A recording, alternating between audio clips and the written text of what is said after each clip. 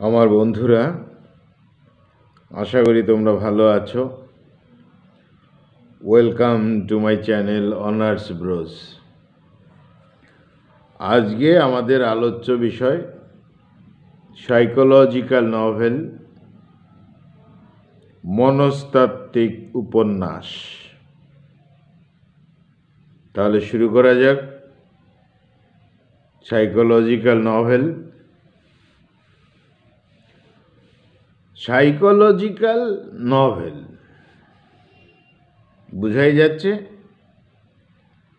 মনস্তাত্ত্বিক উপন্যাস, অর্থাৎ মনন বিষয়ক উপন্যাস। আগের দিনগুলোতে, অর্থাৎ আগের দিনে নভেলগুলোতে যে চরিত্রগুলো থাকতো, সেই চরিত্রগুলোর কাজ বা অ্যাকশনের উপর বর্ণনা করা হতো, সেইভাবে ঘটনা হতো। কিন্তু 20th সেঞ্চুরি নভেলে মনন ক্ষেত্র, মন বিষয়ক হয়ে গেল। অর্থাৎ মানুষের মনের দিকে বেশি গুরুত্ব দেওয়া হলো। মানুষের মন কি বলছে, মানুষের মনের কথা, সেই মনের কথার উপর উত্থান পতন, মনের কথায় এবং মনের কোথায় কনফ্লিক্ট বা দ্বন্দ্ব রয়েছে, সব কিছু মানুষের চিন্তা জগৎ নিয়ে লেখালেখি শুরু হলো। অর্থাৎ মানুষের মনোজগৎ কি বলছে তাই হবে নভেলের বিষয়, লিটারেচারের বিষয়। মানুষের চিন্তা জগৎ, নভেলের যে চরিত্রের মানুষগুলো তাদের চিন্তার জগতের মধ্যে ঢুকে গেল। অর্থাৎ বলতে চাইছি, সমাজে মানুষের যে চিন্তা জগৎ সবসময় একটা চিন্তার মধ্যে রয়েছে, ঠিক নভেলের চরিত্রগুলো তারাও যেন চিন্তাই করছে, চিন্তার মধ্যেই ঘটনা শুরু হয়েছে, চিন্তা দিয়েই কাহিনী শুরু হয়েছে। অর্থাৎ মানুষের মন কি বলছে, এই মনোজগতের কথাই হলো ওই নভেলগুলোর কথা। নভেলগুলোর কথা হলো ওই যে চরিত্রগুলো থাকবে তাদের ভাবনার জগৎ, তাদের যে ভাবনার জগৎ, সেই জগৎটাই চলে গেল নভেলের জগতে, অর্থাৎ সাহিত্যের জগতে। স্বাভাবিক, সমাজের কথাই তো সাহিত্য বলে, মানুষের কথাই তো সাহিত্য বলে। তাহলে আধুনিক মানুষ তার মনোজগৎ নিয়ে যেহেতু ব্যস্ত, তার চিন্তা জগৎ নিয়ে যেহেতু ব্যস্ত, সব সময়ই সে চিন্তা করছে, সেই জন্য নভেলের চরিত্রগুলো সবসময়ই চিন্তা করছে এবং তাদের চিন্তার বিষয়টাই হলো নভেলের বিষয়। ওই যে সেই জন্য যে সমাজ যা বলছে নভেল তাই বলবে বা সাহিত্য তাই বলবে, মানুষ যা বলবে নভেল তাই বলবে, সাহিত্য তাই বলবে। তাই মানুষ মনোজগৎ নিয়ে চলছে, মনোজগৎ নিয়ে ব্যস্ত, চিন্তা জগৎ নিয়ে ব্যস্ত। নভেলের চরিত্রগুলো এখন ওই মনোজগৎ নিয়েই ব্যস্ত, চিন্তা জগৎ নিয়েই ব্যস্ত, এবং সেইভাবেই চরিত্র লেখা হয়। নভেলের মধ্যে যে ঘটনাগুলো সৃষ্টি করা হয় সেই ঘটনাগুলো ওই ভাবনা চিন্তার মধ্যেই, অর্থাৎ চরিত্রগুলো যা ভাবছে, চরিত্রগুলো যা চিন্তা করছে তাই ঘটনা হয়ে যাচ্ছে। তাহলে এক কথায় বলাই যেতে পারে মানুষের যে মনোজগৎ, মনোজগৎ যা বলছে নভেলের বিষয়বস্তু তাই বলছে।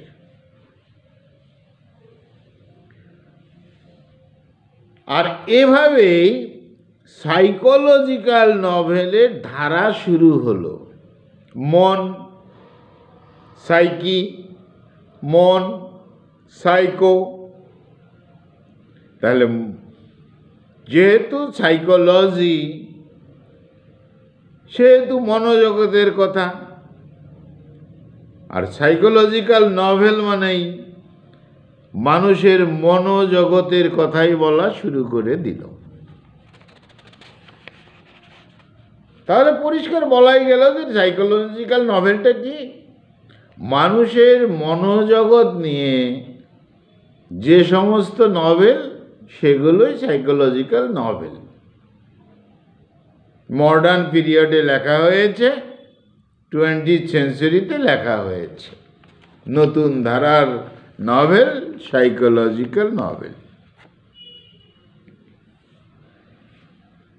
নিশ্চয়ই আমরা একথা বলতে পারি যে এই সাইকোলজিক্যাল নভেলের বড় উপকরণ হলো স্ট্রিম অফ কনসাসনেস এবং ইন্টেরিয়র মনোলগ। তাহলে স্ট্রিম অফ কনসাসনেস ব্যাপারটা কি? ইন্টেরিয়র মনোলগ ব্যাপারটা কি? স্ট্রিম অফ কনসাসনেস আমরা সবসময় চিন্তা করছি, চিন্তাই করছি, লাগাতার চিন্তা করছি, কন্টিনিউ চিন্তা করছি। কারা? মানুষেরা। এটাই হলো স্ট্রিম অফ কনসাসনেস, চিন্তার প্রবাহ। নদী যেমন চলে চিন্তাও সেরকম চলে, সেজন্যই বলা হয়েছে স্ট্রিম অফ কনসাসনেস। ওই নাটকের, ওই নভেলের চরিত্রগুলো সব সময় যেন চিন্তাই করছে। আর ইন্টেরিয়র মনোলগ, মানুষ মনের সবসময় মনে মনে কথা বলে, কিন্তু কাউকে দেখা যায় যে সে তার মনের কথাটা মুখে চলে আসে, সে বিড়বিড় করে বলছে। সেটা হলো ইন্টেরিয়র মনোলগ, ডায়লগ। তাহলে এইসব জিনিস, অর্থাৎ স্ট্রিম অফ কনসাসনেস এবং ইন্টেরিয়র মনোলগ যে বিষয়টা, সেটা সাইকোলজিক্যাল নভেলের বড় উপকরণ। বন্ধুরা, বিশদভাবে যদি stream of consciousness, interior monologue একটু জানতে চাও তাহলে আমার ভিডিও আছে, সেই ভিডিওটা একটু লক্ষ্য করো, তাহলে আলাদাভাবে বোঝা যাবে। যাই হোক, তবে সাইকোলজিক্যাল বিষয়টি কিন্তু ব্যাপক। সাইকোলজিক্যাল টার্মটা হলো মাদার টার্ম, বড় টার্ম। আর সাইকোলজির উপকরণ হলো স্ট্রিম অফ কনসাসনেস এবং ইন্টেরিয়র মনোলগ। তাহলে মন বিষয়ের নভেল সাইকোলজিক্যাল নভেল, মানসিক বিষয়ের নভেল সাইকোলজিক্যাল নভেল। অর্থাৎ এই সাইকোলজিক্যাল নভেলগুলো হলো মন কেন্দ্রিক। মানুষের মন যা বলবে ওই নভেলগুলো চরিত্রের মন তাই বলবে। সাইকোলজিক্যাল নভেল হলো মন কেন্দ্রিক।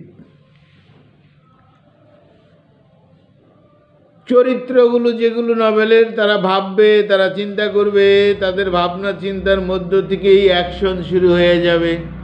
প্রথম তারা ভাববে, এই চরিত্রগুলো ভাববে, কল্পনা করবে, ফিলিংসের মাধ্যমে চিন্তা করবে, আর সেই চিন্তার মধ্য দিয়ে অ্যাকশন তৈরি হয়ে যাবে। কোথায়? নভেলের মধ্যে। তাহলে মনোজগৎ নিয়েই সাইকোলজিক্যাল নভেলের প্লট তৈরি হয়। পরিষ্কার কথা, মানুষের মনোজগৎ নিয়েই যে সাইকোলজিক্যাল নভেলগুলো তার প্লট কাহিনী তৈরি হয়, ঘটনা তৈরি হয়, মনোজগতের বর্ণনা হয়, আভ্যন্তরীণ বিষয়ের বর্ণনা হয়। সাইকোলজিক্যাল নভেলে আউটার বিষয়ের বর্ণনা হয় না, মনের ভিতরের বর্ণনা হয়। মেঘ কেমন অন্ধকার হলো, কালো হলো, সেই বর্ণনা নয়। মন কেমন অন্ধকার হলো, অন্ধকারাচ্ছন্ন হয়ে পড়লো, সেই বর্ণনা হয়। আভ্যন্তরীণ বিষয়ের বর্ণনা হয়। হাসি, আনন্দ, দুঃখ, বিষাদ এসব থাকবে ঘটনায়। আর এগুলো তো মনোজগতের বিষয়, সাইকোলজিক্যাল বিষয়। ভার্জিনিয়া উলফ, তার লেখা মিসেস ড্যালোয়ে। জেমস জয়েস, তার লেখা নভেল ইউলিসিস। এগুলো স্ট্রিম অফ কনসাসনেস নভেলের উদাহরণ, অতএব সাইকোলজিক্যাল নভেলের উদাহরণ। ভার্জিনিয়া উলফের লেখা মিসেস ড্যালোয়ে, জেমস জয়েস তার লেখা নভেল ইউলিসিস, এগুলোকে আমরা স্ট্রিম অফ কনসাসনেস নভেলের উদাহরণ হিসাবেও ধরব, সাইকোলজিক্যাল নভেলের উদাহরণ হিসাবে ধরব।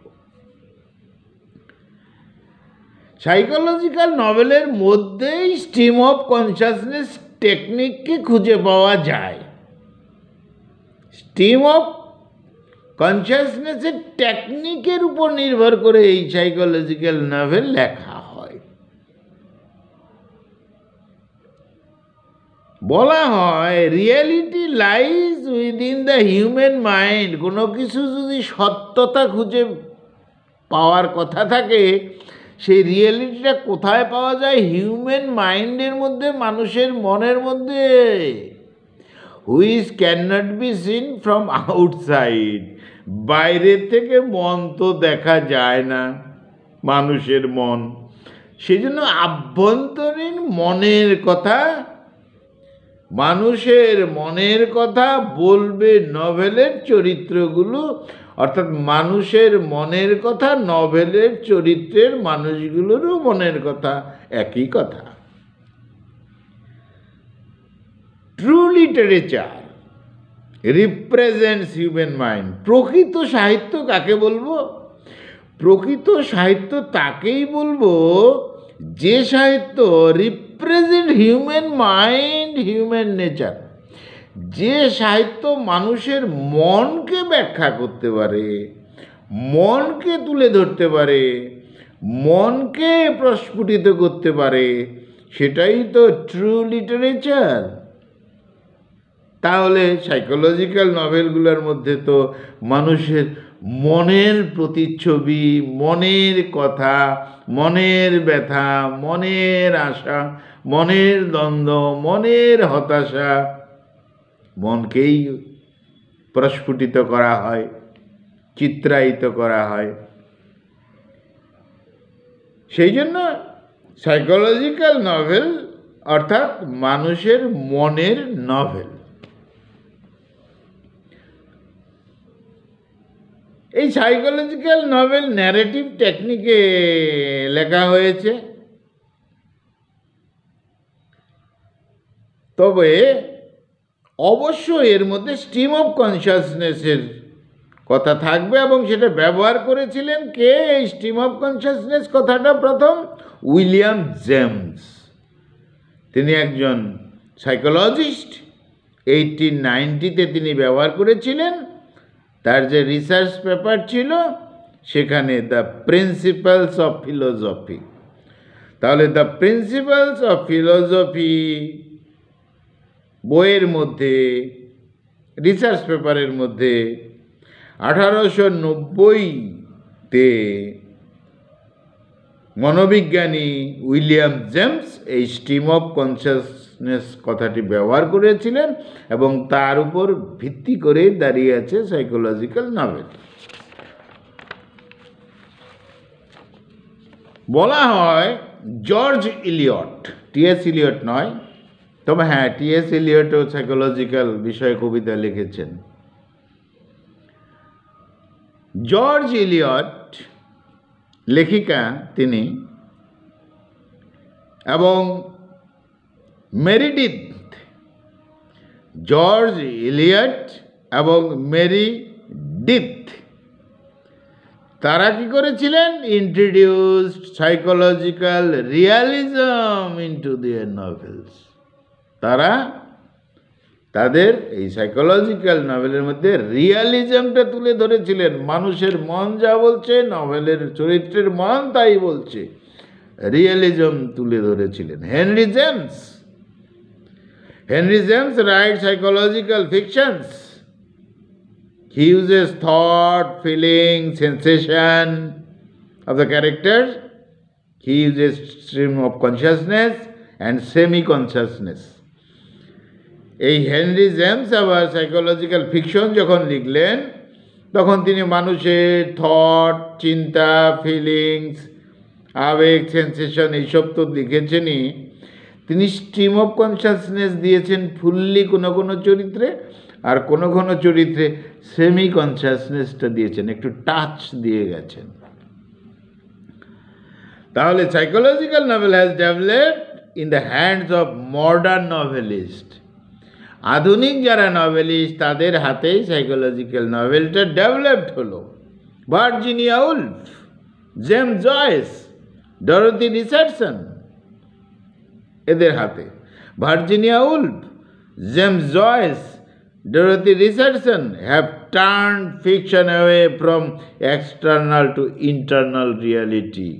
বাইরের জগৎ নিয়ে বেশি তারা ব্যাখ্যা করলেন না, ভেতরের জগৎটা নিয়ে, মনোজগৎ নিয়ে, ইন্টারনাল রিয়ালিটি নিয়ে তারা কথা বললেন। From the outer world side to the hidden world. এই বাইরের জগতের বাইরেও, এই বাইরের জগৎ ছাড়াও এই মনের ভিতরে একটা হিডেন, একটা লুক্কায়িত জগৎ রয়েছে, তার বর্ণনা করেছেন। তারা ফ্যান্টাসি বিষয়, রিভারি বিষয়, স্বপ্ন, অলৌকিক, এই সমস্ত বিষয় নিয়ে তারা বর্ণনা করেননি, তারা ভেতরে আভ্যন্তরীণ জগৎ সম্পর্কে বর্ণনা করেছেন। যাই হোক, বলাই হলো মডার্ন নভেলিস্টরা রিভেল করেছেন দ্য ইনার ওয়ার্ল্ড। ভেতরে একটা জগৎ আছে, সেটাকে খুঁজে পেয়েছেন তাদের চিন্তনের মাধ্যমে। তারা আউটার ওয়ার্ল্ডের অ্যাকশন বিষয়ে বেশি ভাবেননি। যাই হোক, even the so called the traditional novelist like Galsworthy, Arnold Bennett, এই গ্লসওয়ার্দির মতন নভেলিস্ট যারা পরম্পরায় লিখে এসেছেন, তারাও কি করলেন? Throw light into the psychological reactions of the character.